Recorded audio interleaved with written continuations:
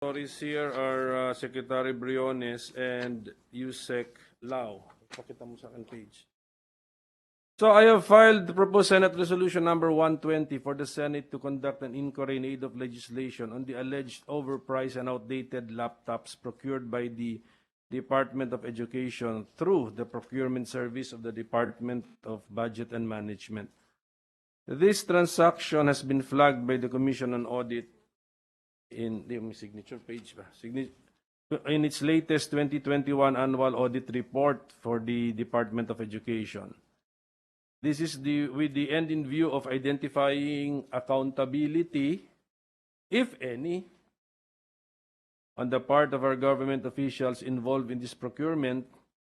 Unfortunately, nandiyan na naman ang pangalang PSDBM, and to make changes to our procurement laws and processes if also necessary, and this is the in aid of legislation part.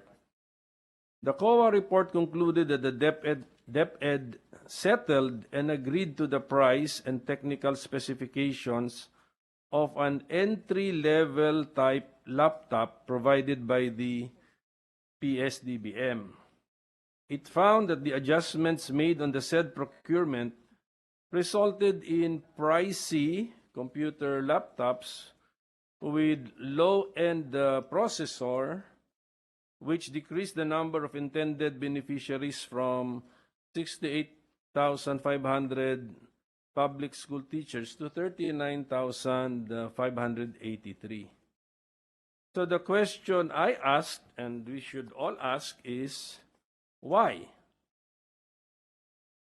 Why? Bakit nagkaganon? So siguro the opening statements of the former secretary, maybe the undersecretaries involved, the committee members involved, the PSDBM should answer that basic question.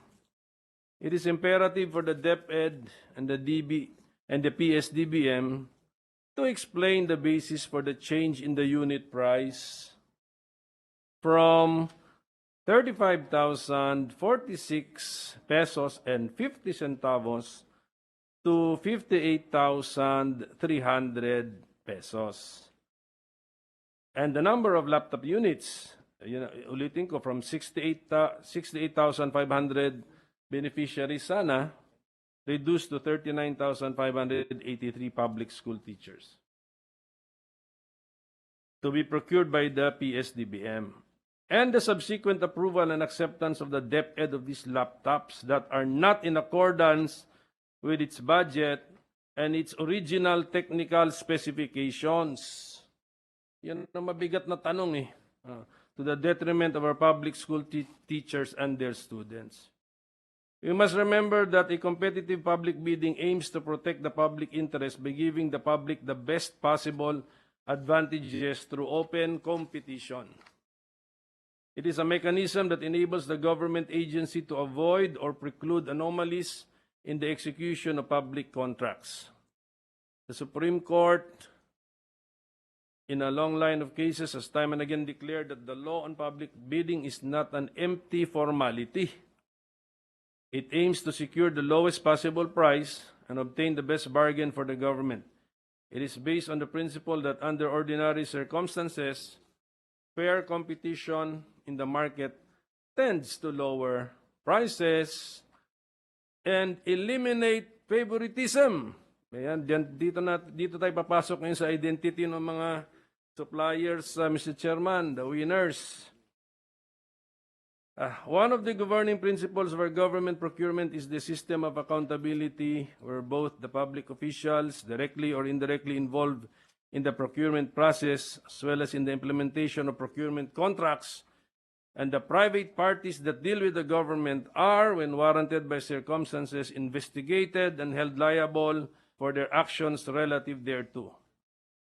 So, Mr. Chairman, we basically want to check whether the procurement law and rules were followed and complied with or ignored by the PSDBM and the DepEd when it conducted the bidding process for the said project, which is worth billions of people's money. Mga 2.4 billion pesos po ito. It is a cardinal rule on fiscal responsibility that all resources of the government shall be managed, expended, or utilized in accordance with law and regulations, and safeguarded against loss or wastage through illegal or improper disposition to ensure efficiency, economy, and effectiveness in the operations of our government. So, Mr. Chairman, the basic observations here is that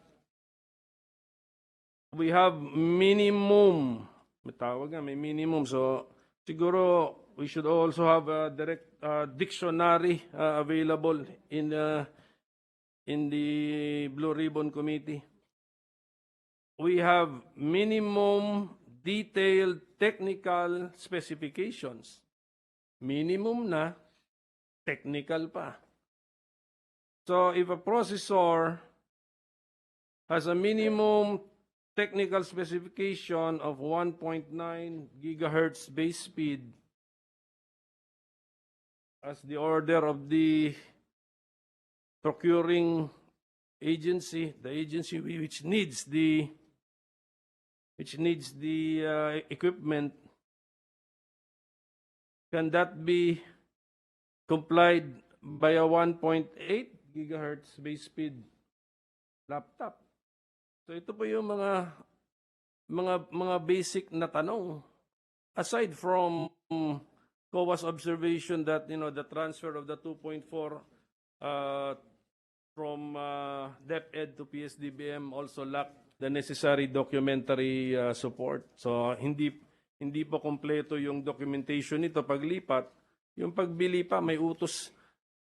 Ahente lang po yung rito PSDBM is an agent of the DepEd in procuring the laptops, and the agent has very, very, very specific instructions. Annex A, I'm looking at Annex A, unless DepEd can, DepEd and PSDBM can destroy or demolish this Annex A, Annex to a February 11, 2021 letter signed by Secretary Leonor Magtolis Briones, addressed to Secretary Wendell E. Avisado of the DBM with the caption, attention, under Secretary Lloyd Christopher A. Lau, Procurement Service. May Annex A po Minimum, may minimum na word, meron pang detailed technical specifications. So,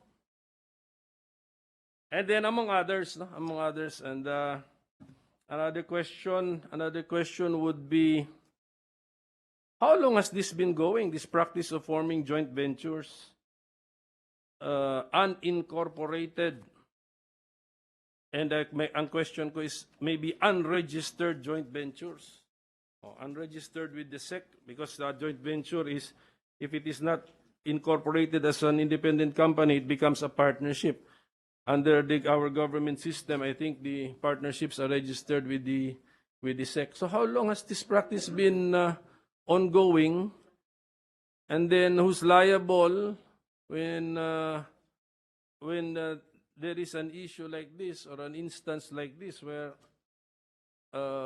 although there may be compliance on paper, was it really a legal and technical compliance of the procurement, di ba? Who becomes liable now? When has this been when has this practice started, and what is the legal basis of this practice? The gentleman has 1 minute. Yes, thank you, Mr. Chairman. So, and I've noticed in this joint venture with 3 parties, one is a construction company, one is an IT company, and one may be a trader. So ganun po ang nangyayari. This should be well ventilated, well discussed, and well investigated in this investigation, Mr. Chairman. Kasi baka yung isa hawak niya yung goods. Ano yung iba?